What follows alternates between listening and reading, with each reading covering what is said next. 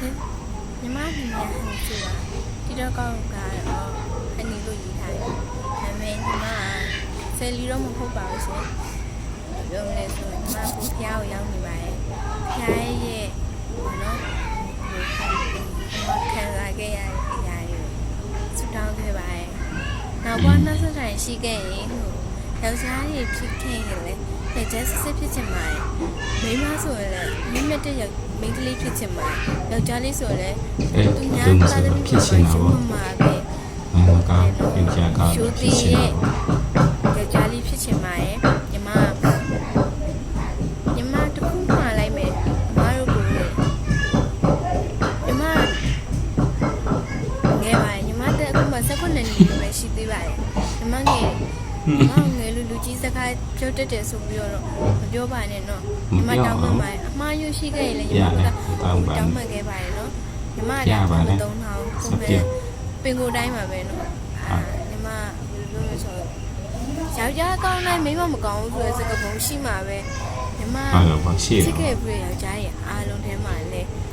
ညီမပေါ်ပျော်သဘောနဲ့ပဲထားသွားကြလို့ညီမတော်တော်စိတ်ကြရပါတယ်ညီမချစ်တယ်မောင်မချစ်တာဘူးညီမတော့ကံပါတယ်ညီမဖြူဖြူစင်စင်နဲ့ချစ်ခဲ့ပြီးတော့ယောက်ျားလေးတွေကခွင့်ယူတဲ့ယောက်ျားလေးတွေလို့ရှိရင်ညီမရှုံးပါတယ်ပြီးညီမဘုံနဲ့မုန်းပါတယ်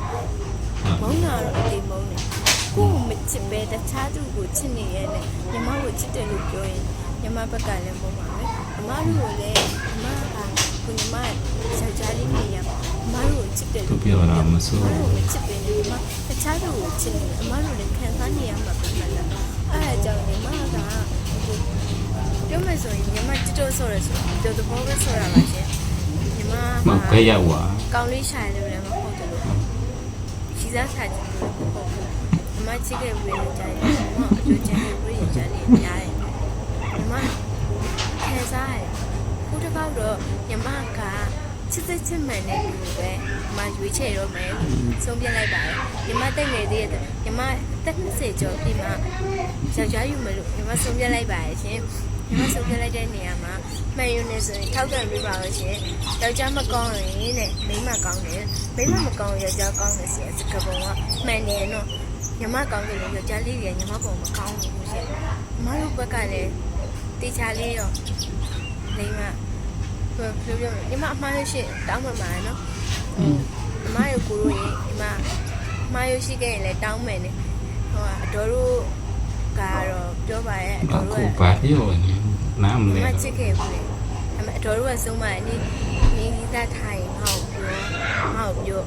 ငါပေးစားမယ်အမေညီမကြီးစားရှိပါဘူးလို့ကြီးစားရှိခဲ့ဘူးကြီးစားရမှာလေအကုန်လုံးပြက်ကုန်ဘာကိုပြောချင်လဲဘာတိတ်ပဲနေလဲဒီနားမလဲလေတယောက်တည်းပဲနေရောပါရဲ့ရှင်တယောက်တည်းပဲလွတ်လွတ်လပ်လပ်နေခြင်းလို့နေလိုက်ပါရဲ့ရှင်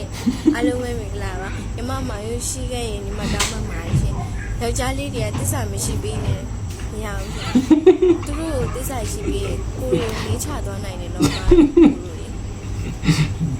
မင်္ဂလိဆိုလည်းပြုံတီလိုက်နေအောင်ရှင်ခုညီမကဖျားရောက်နေတဲ့အတွက်ဖျားမှာဆူတောင်းတယ်နောက်ဘဝနောက်ဆက်တိုင်ရှိခဲ့ရင်လည်းကိုချစ်သက်စစ်မှန်တဲ့ချစ်ယောက်ျားမျိုးပဲလိုချင်ပါတယ်ရှင်ဗျာလို့ဆူတောင်းခဲ့ပါတယ်ခံစားချက်တွေနဲ့ပြည့်နေတဲ့ညီမဘဝကိုပေယောက်ျားလေးမမွေးချင်လားရှင်လားမဝင်လာခြင်းဘူးဆိုတာညီမသိပါတယ်ညီမရဲချစ်တဲ့လူတယောက်ရှင်တော့ညီမလိုက်ရောပေးတဲ့လူလိုက်ရောပေးရဆိုတာသူ့ကိုခရီးဆိုင်ပေးတဲ့ကျင်နာတက်တဲ့ဆိုတာပြောတာပါနော်ညီမကသူ့ချစ်ပြီးတော့သူ့ချစ်လျက်နဲ့တခြားသူရှိကိုညီမဖောက်ပြန်မယ်လို့တော့မထင်လိုက်ပါနဲ့နော်ညီမရဲချစ်ပါရှင်ညီမချစ်လို့သူ့ချစ်ပြီးနိုင်ပါရှင်